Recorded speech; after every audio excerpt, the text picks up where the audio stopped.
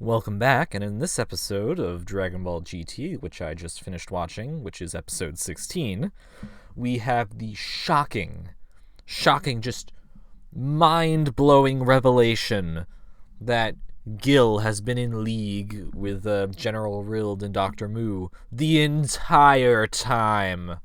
I know. I had trouble processing it too. What a shocking plot twist. This is the sort of thing where, like, because I feel like I know exactly how this is going to go down. You know what I mean? Like, I feel like at the end of this little arc here, Gil is going to decide to, join back up with our main characters, because they can't get rid of him because he's the Dragon Radar. Like, you know what I mean? He's in the intro and everything. I don't think they'd keep him as a permanent antagonist, just the way there's something going on here. It's very, I don't know how obvious it is, but Gil is not gonna be some permanent villain, you know what I mean? Like, I can feel it. I just, like, from a mile away. But here's the basics of this episode. So we open up with life on the spaceship, and you guys know, if you watch these videos, because, we're 16 episodes in here. You guys know, if you watch them, then I do like seeing life on the spaceship for our characters. I like those little in-between moments where they're on the ship. And here, it turns out there's like a video game they have where, like, it's a very weird video game. So Pan and Gil are playing this game, and Pan's controlling the ship, and Gil is controlling, like, an entire army of spaceships. And I'm like, what's, like, from a practical perspective, the game is very confusing, because it's like, is that really a fair game? Like, one person controlling, like, a million ships? Like, how do you control a million ships? Like, so it doesn't make much sense, but Pan loses every single time against Gil. And then they pass by Gil's home planet, which it takes some convincing for Trunks to bring them back to Gil's planet. And it's like this very metallic-y sort of industrial planet where, like, even the fruits and stuff are, like, made of metal because it's for the robots. And so basically, it's one of those episodes where, like, stuff happens, but I feel like not a lot of stuff happens, you know what I mean? Basically, we're introduced to this, like, robot fighting force that works for General Rild and Dr. Mu. And they have these interesting abilities where it's like they can, like, turn into shadows and move along the walls, and they can like, one of them has this ability to, like, split apart into, like, a million tiny pieces and then, like, reform, and he, like, reforms around Trunks and Goku, so they're stuck. And I thought that was a really creative ability. And then the episode basically just ends with Goku and Trunks being captured and Pan being stuck on the planet. That's basically the entirety of the episode. There isn't much else to go over. Gil is praised as a hero.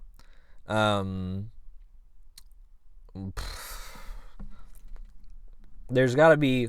See, this is an early portion. This is going to be a few episodes, you know what I mean? This is going to be strap yourselves in, folks, because we're in for this for at least 3 or 4 episodes.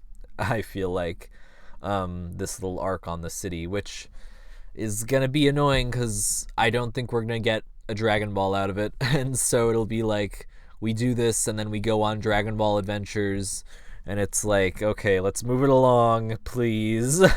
I don't mean to be so negative. I mean, I don't know if there's really anyone who's that passionate about the Black Star Dragon Ball arc.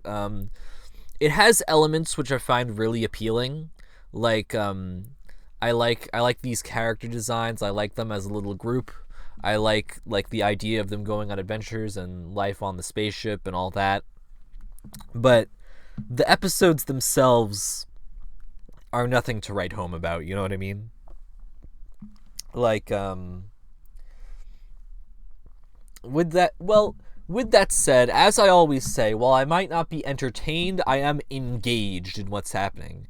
I'm not bored, you know what I mean? Like, and the very worst thing a piece of entertainment can do is be boring. Like, if you watch Doctor Who Series 11, of the new series, which came out like that, the Series 11 I'm talking about is like, it came out in 2018.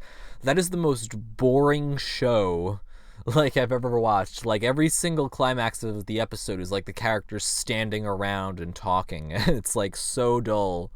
Like, you'll fall asleep, I guarantee you. But and so with this, like, this show, it's not nearly as bad as that. Because with this show, like, stuff is happening, and like at the very least, you know, I am engaged with the material, even I don't know if it's showing in these videos. I try to keep I try to cover my major thoughts, and I try to give, like, both my thoughts on the episode, where I'm at with the series, and all of that. Try to, like, you know, a part of me is wondering if doing episode by episode reviews was not the best idea. Mainly because, like, well, I mean, I'm wondering if I should have done arc reviews, you know what I mean? Like, because what I'll say for this is, like, this is an this show, this arc, at the very least, is much more episodic than a lot of Dragon Ball Z arcs are. And I feel like an episodic show is much easier to do episode by episode reviews of, as opposed to, like, just a season review. You know what I mean?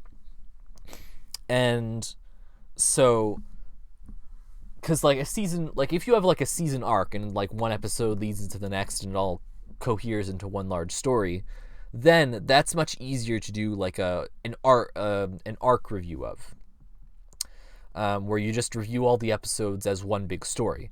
But when you have an episodic show where each episode contains, like, a different story, or sort of like a different part of the adventure, then it's much more difficult to, like, cover the entire thing. So you can only more so go into, like, your general thoughts on if anything repeats or stuff like that.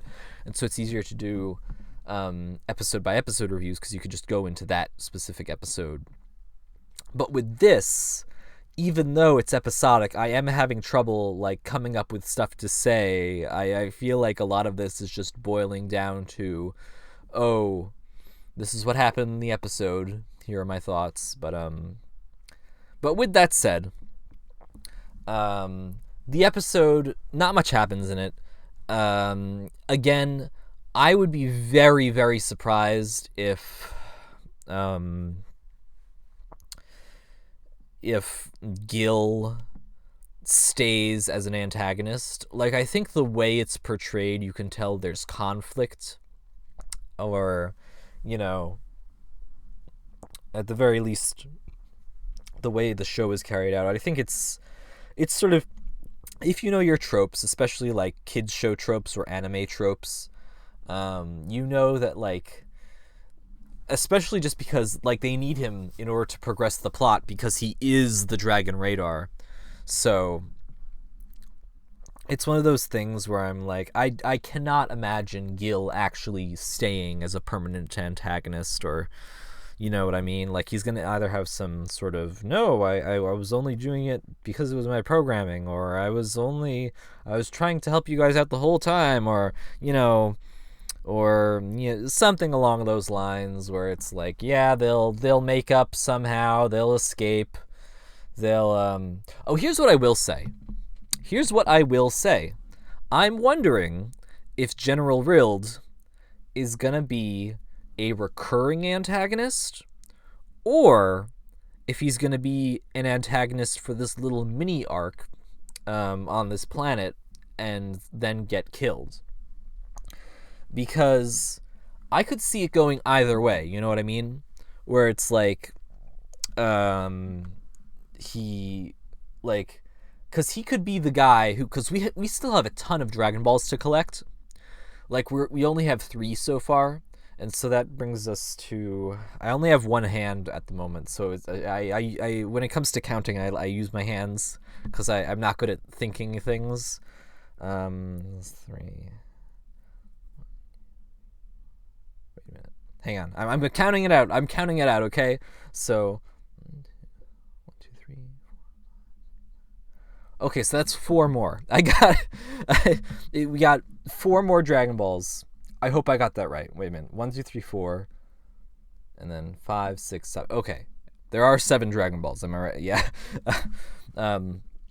But because here's the thing. So as I was saying, we still got 4 more Dragon Balls, and it's taking us 16 episodes to just collect 3. So I'm wondering if General Rild is going to be that recurring antagonist who, like, shows up, you know, on and off to cause trouble for our heroes, or if they're going to kill General Rild off and we'll bring in someone new as, like, minor henchmen so we can explore more of Dr. Mu's forces, you know what I mean?